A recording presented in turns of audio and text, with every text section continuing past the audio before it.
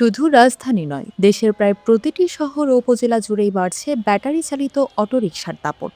দেশজুড়ে ব্যাটারি চালিত এসব রিকশা এখন সবচেয়ে ঝুঁকিপূর্ণ বাহন।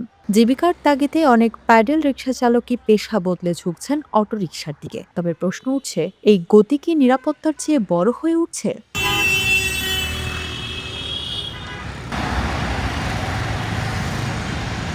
একসময় শহরের অলি-গলিতে প্যাডেল রিকশাই ছিল মানুষের ভরসা, কিন্তু সময়ের সাথে সাথে সেই জায়গা দখল করে নিচ্ছে ব্যাটারি চালিত অটোরিকশা। দ্রুত চলাচল আর বেশি আয়, এই দুই কারণেই চালকদের ঝোঁক এখন অটোরিকশার দিকে। আমি কেজি হিসাবে মাইপে ৪৫টা গাড়ির ভাঙ্গা বেই চালাইছি, তবে ৪৫টা গাড়ির মধ্যে একটা গাড়ি আমি রেখে দিছি, ৪৫ সিরিয়ালের গাড়িটা রেখে দিছি। রেখে দিয়ে আজকে ২ মাস ধরে আমি এই অটো গাড়িটা কিনছি, কিনে আমি চালাইতেছি। তবে অটো গাড়ি যে চালাইতেছি কিন্তু আমার জানে কুলায় না এই বয়সে। তবে অটো গাড়ি এরকমভাবেই চালাই যে অটো গাড়ির মধ্যে যখন উঠি তখন আমি কেউরে চিনি না, কেউরে বুঝি না, কারণ সবাই চায় সবার স্বার্থের লেগে।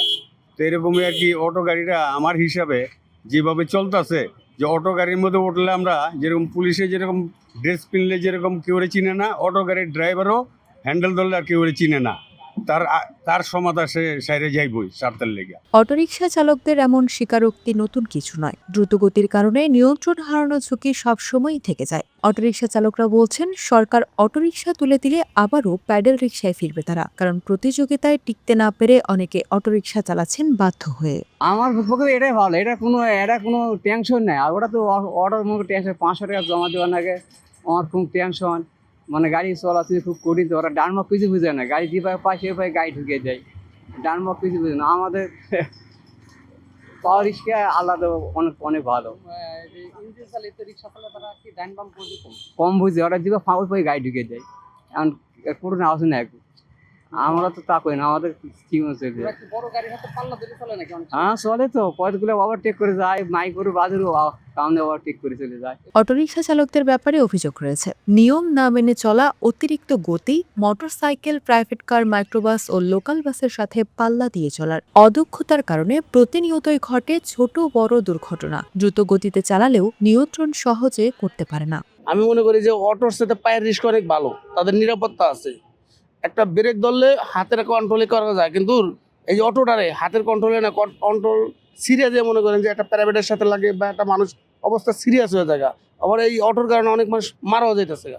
পঙ্গু হাসপাতালে গেলে অটো এবং মোটরসাইকেল এর মতন বেশি দুর্ঘটনার গাড়ি আর দেখি না আমি। বিশেষজ্ঞরা বলছেন, প্রশিক্ষণ ছাড়া অটোরিকশা চালানোই দুর্ঘটনার বড় কারণ। বয়সের কোনো তোয়াক্কা করা হয় না। ছোট রাস্তা, সড়ক, মহাসড়কের কোনো নিয়ম কানুন না জানলেও দিব্যি চালাচ্ছেন অটোরিকশা চালকরা। প্যাডেল রিক্সা অনেক উপকার, মনে করেন যে অ্যাক্সিডেন্ট কম হয়, তারপর যানজট নিজস্ব কম হয়।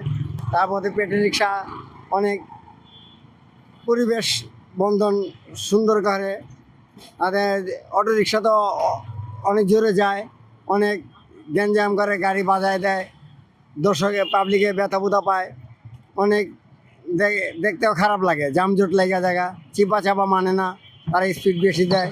প্যাডেল রিকশা শুধু নিরাপদই নয়, পরিবেশ বান্ধব। নেই কোনো শব্দ দূষণ, নেই ব্যাটারি বা বিদ্যুতের ক্ষতিকর প্রভাব। বিদ্যুতের চার্জ দেওয়ার বাড়তি ঝামেলা পোহাতে হয় না, নিয়ন্ত্রণ রেখে চালানো সম্ভব, যার ফলে দুর্ঘটনা এড়িয়ে চলাচল করা যায়। এটি আসলে আমার দেশের জন্য একটি বোঝা হিসাবে, এখন আমাদের জন্য একটি পানিশমেন্ট হিসাবে বর্তমান অবস্থায় মনে হচ্ছে যে এই অটো চালিত ব্যাটারি চালিত রিক্সা, এই ব্যাটারি চালিত রিক্সা এখন উপকারের চেয়ে অপকার বেশি হচ্ছে। আজকে যে দেখতেছেন অহরহ অ্যাক্সিডেন্টগুলো হচ্ছে, এই অ্যাক্সিডেন্টগুলোর 70% কারণ হচ্ছে এই অটো রিক্সা।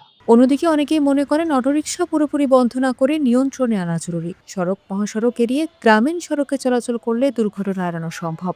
গ্রামীণ সড়কের উপযুক্ত রিকশা মহাসড়কে চললে যানজট ও দুর্ঘটনা এড়ানো কোনোভাবেই সম্ভব না। সরকার এটা প্রতিবন্ধীর জন্য দিয়ে গেছে, এখন সব প্রতিবন্ধী হয়ে গেছে। আমার হিসেবে প্রতিবন্ধী গাড়ি রাখিয়া যা গাড়ি আছে সম্পূর্ণ তুলে দেয়, কোনো আপত্তি নেই আমাকে। আমার নিজে চালাই, সমস্যা নাই, পাওয়ার প্যাডেল চালামো। হ্যাঁ, তা প্রতিবন্ধী হাত পাতাচ্ছে, গাড়ি চালাই খাইবো, এটা অনেক ভালো থাকবো। গতি ও আধুনিকতার সাথে তাল মিলিয়ে অটোরিকশার বিস্তার ঘটলেও নিরাপত্তা আর নিয়ন্ত্রণের প্রশ্ন এখনও পিছিয়ে রয়েছে এই বাহন। সংশ্লিষ্টদের মতে, সঠিক নীতিমালা ও প্রশিক্ষণ ছাড়া এই সমস্যা আরও বাড়তে পারে। সুতরাং অটোরিকশা একদিকে সহজ আয়ের পথ, অন্যদিকে বাড়তি ঝুঁকি। এখন দেখার বিষয় নিয়ন্ত্রণ আর সচেতনতার মাধ্যমে এই বাহনকে কতটা নিরাপদ করা যায়।